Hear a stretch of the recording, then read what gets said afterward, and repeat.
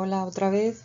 Como me va a llevar un poco de tiempo revisar todos los comentarios que habéis hecho a los poemas, no quería dejar pasar más semanas sin hacer una especie de recapitulación de esta parte. Así que aquí os pongo algunas de las ideas más importantes y de los movimientos principales que aparecían reflejados en esos poemas. Estos son algunos de los movimientos más importantes, más reseñables y que quizá podíamos observar en algunos de los textos. Los he ordenado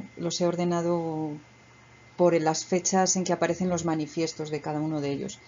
El expresionismo es una forma de distorsionar la realidad a partir de las emociones. Tiene mucho que ver, por ejemplo, con Munch, con Edvard Munch o con Kafka.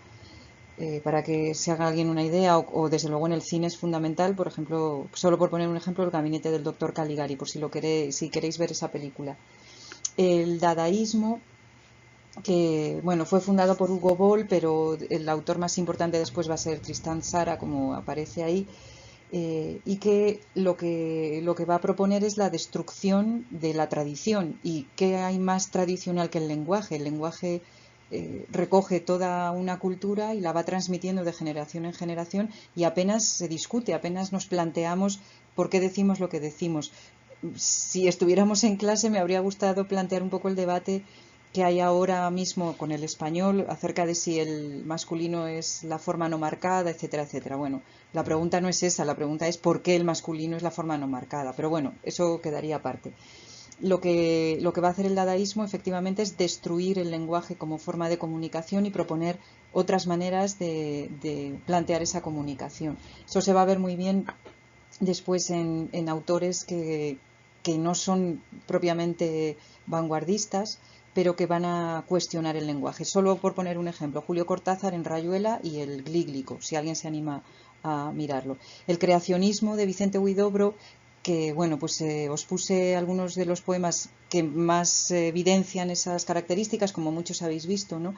No se trata de copiar la realidad, no se trata de expresar un arte que sea simplemente mimético y que sea lo más cercano al realismo como propuesta, sino liberarse de esa función, liberar el arte de cualquier función de representación y llevarlo hacia el plano de la creación. Para mí uno de los ejemplos perfectos es ese verso del poema que estaba incluido en la selección de haced florecer la rosa en el poema, ¿no? Que le dice a los poetas. También el diálogo con los poetas sería algo interesante ahí. Eh, por otra parte, Altazor, que como habéis visto, pues es una forma muy, muy radical de plantear la expresión poética. Lo que yo os he puesto es la parte del último canto, donde se llega a esa destrucción total del lenguaje y que tiene que ver con el dadaísmo. Y luego el futurismo de Marinetti, aunque no tenemos ejemplos entre los textos, pero igual sí que podéis encontrar alguna referencia. Marinetti hace un manifiesto en ese año, en 1919, absolutamente antitradición, anticultura establecida, contra los museos, favoreciendo lo nuevo. Y creo que en algún comentario he puesto esa frase famosa suya de es más bello un coche de carreras que la victoria de Samotracia, ¿no? Con ese desprecio hacia la cultura grecolatina y hacia la tradición. Marinetti acabó acercándose al fascismo también en Italia, ¿no? Entonces, bueno, vemos como muchos de estos movimientos se van a ir diversificando también políticamente. Os he puesto ahí algunos autores que podéis encontrar también en Hispanoamérica, o movimientos, ¿no? Para que, bueno, por ejemplo, el estridentismo simplemente lo que hace es conjugar la modernidad de la vanguardia con la ciudad, que es un tema fundamental que por lo menos en los comentarios que he leído hasta ahora nadie menciona, pero la ciudad va a ser el gran lugar donde se produce esta poesía y donde sucede esta poesía. Las vanguardias son profundamente urbanas, ¿no? ¿Y qué más? El ultraísmo. Borges va a ser uno de los grandes fundadores del ultraísmo. El ultraísmo está sobre todo basado en la creación de metáforas y la idea es construir poemas a base de metáforas solamente. Y luego ahí os he puesto algunos otros autores. Aldo Pellegrini, que lo que hace es juntar la vanguardia, sobre todo desde el campo del surrealismo con la producción argentina, o César Moro en Perú. Y de esta parte no digo nada más. He dejado aparte el surrealismo porque es sin duda el movimiento más importante de todos los anteriores, porque duró mucho más tiempo que ellos, y yo considero que incluso todavía hoy podemos encontrar rasgos surrealistas en obras que se están haciendo hoy en día. Entonces, sin duda es el que más vigencia tuvo y el que más se influyó en autores posteriores. Antes he mencionado a Cortázar, pues lo mismo. La propuesta más importante del surrealismo, y me gustaría que recordarais la película de Buñuel que vimos en clase, es que la realidad está dividida en dos planos. Uno es el que vivimos habitualmente, nuestra vigilia, nuestro día a día, la rutina que hacemos cada día, pero esa realidad no es la auténtica ni es la verdadera, aunque sea la tangible. La verdadera está en otro plano, está escondida, está dentro de nosotros, está en el subconsciente, y es la que de verdad explica cómo somos y la que de verdad justifica nuestras acciones, incluso las que ni nosotros mismos podemos explicar con cierta coherencia.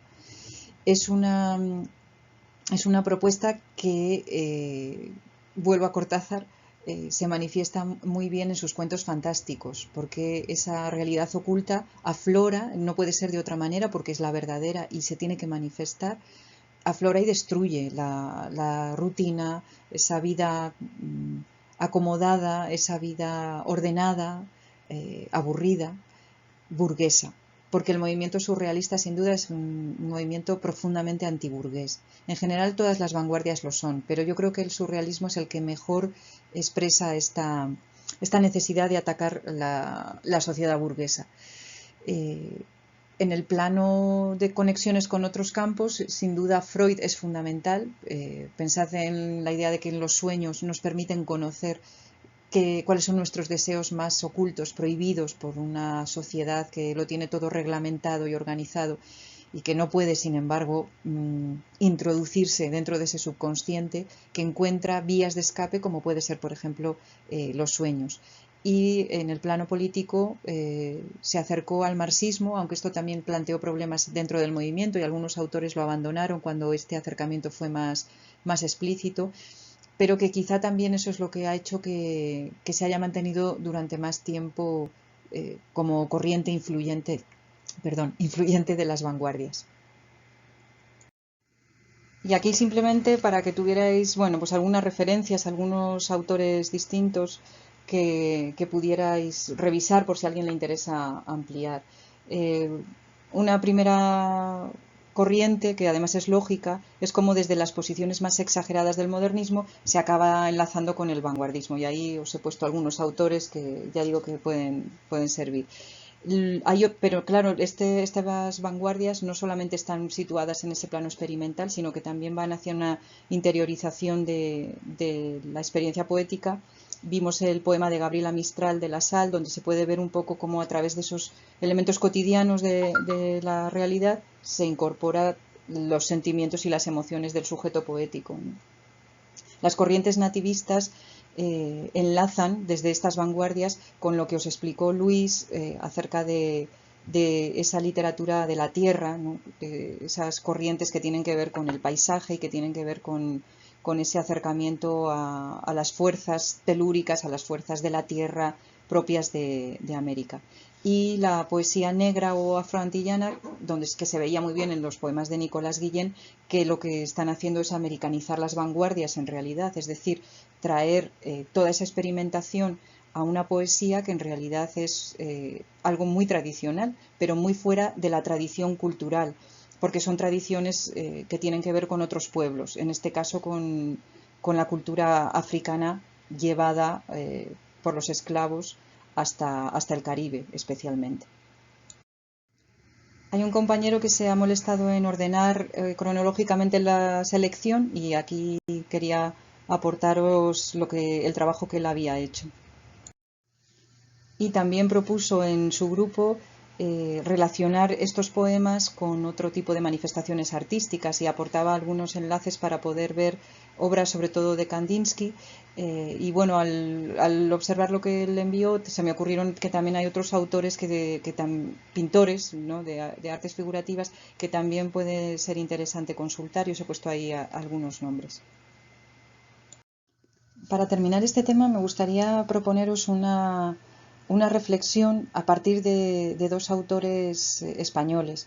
Uno es José Ortega y Gasset, que seguro que conocéis y que habéis oído nombrar muchas veces y que además os han explicado su teoría de la deshumanización del arte, que no es más que la defensa encendida que hace este autor de las vanguardias, planteando que lo que deben hacer los autores en esos años 20, 30 es precisamente experimentar con la literatura, alejarse lo más posible de lo que muchos habéis visto, que es la representación mimética de la realidad, para crear nuevas realidades artísticas, es decir, artificiales y ajenas por completo a la realidad en la que se están produciendo todos esos movimientos literarios.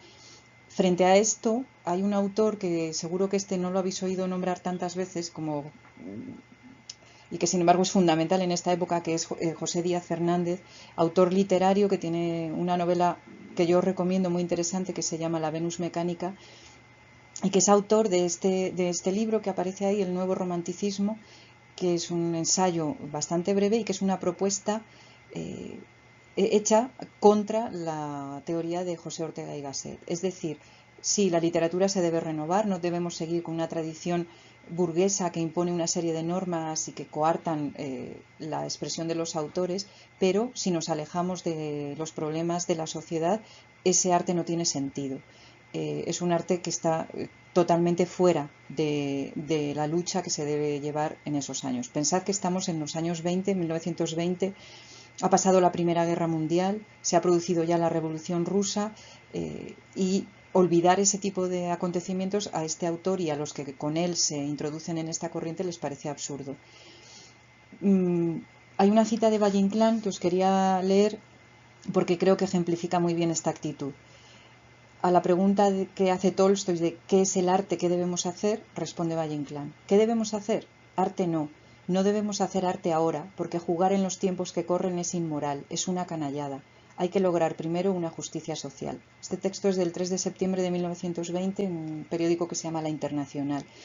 Y mi propuesta, y que, bueno, cuando leáis los textos de César Vallejo y si ampliáis la selección que yo he hecho y leéis más cosas, mi propuesta es que César Vallejo, un autor inclasificable, que sí, que es vanguardista, pero que no está adscrito a ninguno de los movimientos que hemos visto, ni ningún otro, que ataca furibundamente a sus compañeros vanguardistas y que sin embargo él hace una indagación de la expresión, de crear un nuevo lenguaje, de alejarse completamente de una tradición caduca.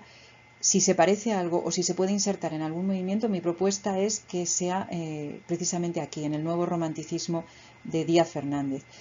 No sé, ya digo que tendríais que indagar un poco y a lo mejor os resulta sugerente seguir esta línea que yo defiendo y que creo que es la forma para poder entender mejor las propuestas de César Vallejo.